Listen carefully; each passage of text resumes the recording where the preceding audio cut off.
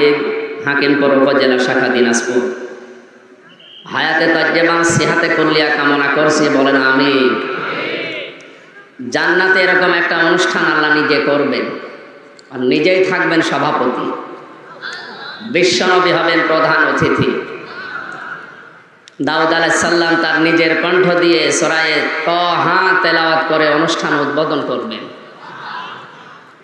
মুহাম্মদুর রাসূলুল্লাহ সাল্লাল্লাহু আলাইহি ওয়াসাল্লাম কোরআনে কারিমের সূরা রহমান তেলাওয়াত করবেন। আমাদের মালিক যিনি মহান রব্বুল ইজ্জাত ওয়াল জালাল, তার কুদরতের কণ্ঠে সূরা ইয়াসিন তেলাওয়াত করে বান্দাদের শোনাবেন। 50 আলফা সানা মিম্মা তাউদ্দুন, 1 2 3 করে যেভাবে গণনা করি, জান্নাতে আল্লাহর ওই কণ্ঠের তেলাওয়াত শুনতে এক একটি আয়াতে সময় লাগবে 50,000 বছর।